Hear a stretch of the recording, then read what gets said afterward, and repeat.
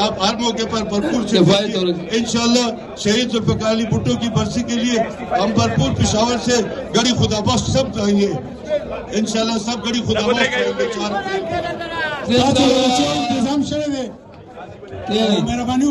निजी शहरी हाल के मौजود یم او دلته د پخواني سټي صدر ذوالفقار افغاني صاحب په قیادت کې ډېر غټ پروګرام وشو دا سره خبرې کوي صدر صاحب نن بیا تاسو په قیادت یو غټ پروګرام وشو په تاسو د خلکو اعتماد اظهار مو کو سب پروګرام ته حواله سره زه ټول هر خلکو شکریہ ادا تاسو شکریہ میډیا علم کو تاسو کته چنن پېښور سټي تاسو دا غوښمه د سنو ګری پېښور سټي څوک نه نن ټول بیسیکلی پېښور سټي خلک ناستو چې کله مونږ غواړو دی راځي مونږ دې له سو کرای نه ورکو نه ساغه لالچ ته نن سبا زموږ دلته حکومت دې چې سزا لچي وته په دې پارټي عزت لپاره دلته راځي چې پارټي پېښور کې گورنر او صوبایي صدر او صوبایي کابینه دلته څه تباہ شو نو دې لپاره موږ سټي حیثیت بحال کولو لپاره او دا ناول تنظیمونه او صوبایي ناول تنظیم دا ختمولو لپاره زموږ مطالبه ده بس دې له علاوه نو صرف پارټي عزت لپاره بسم الله الرحمن الرحیم زه تاسو تاسو شکریہ ادا کوم چې تاسو راغلئ زموږ کوم دا پروګرام دا یو تجویزي پروګرام په دې کې موږ ټول د پېښور ورکر راجمع کړی د هغې نه شکر الحمدلله موږ هغه جمهوري مضبوطي خلک یو هغه شان خلک نه چې دننه په ډایمون کې کښېني او هغې یو کمیټي جوړه کړي یو تنظیم جوړ کړي موږ باقاعده تاسو وکتل چې ټول د پېښور سټي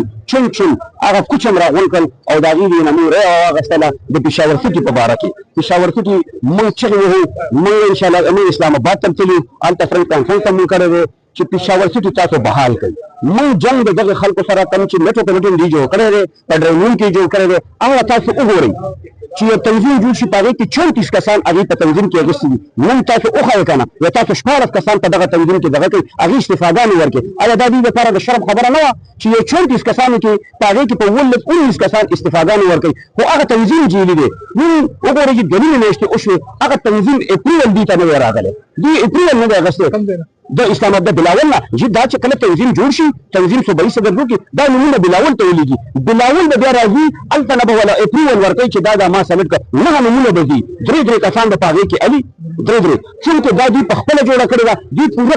کډیډیټ جوړ کړی ده 34 کسانو چونکې دا د درې کسان لیږي اسلام آباد ته به لیږي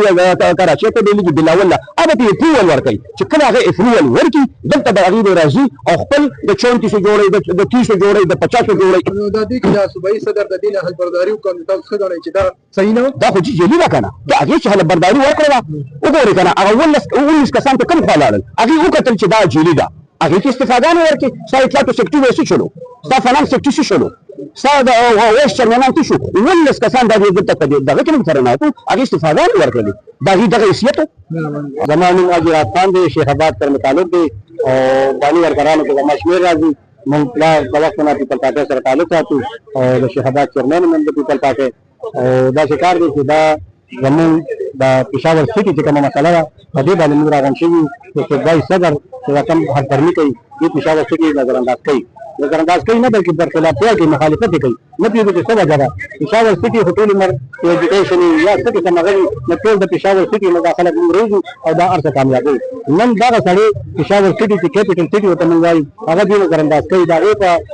اګینسټ یو پېښور میټروپولیټن یو تنظیم جوړ کړو چې هغه زموږ د پارټۍ پایین په دستور کې نشته موږ د بټو صاحب اول نه پېښور سټي متعارف کړی دي او موږ هماغه سره پېښور سټي بحالول غواړو نور موږ هېڅ هم نه غواړو او صوبایي کابینه چونکې ناهله ده او عدم اعتماد خو لري زموږ مشرانو مو بلاول صاحب کمیټي جوړه کړه الیاس بخاري په شکل کې همایون خان په شکل کې او عمر زمان کایره نو چې کله دا کمیټي جوړه شي نو زموږ خلکو دا تصور وي چې دا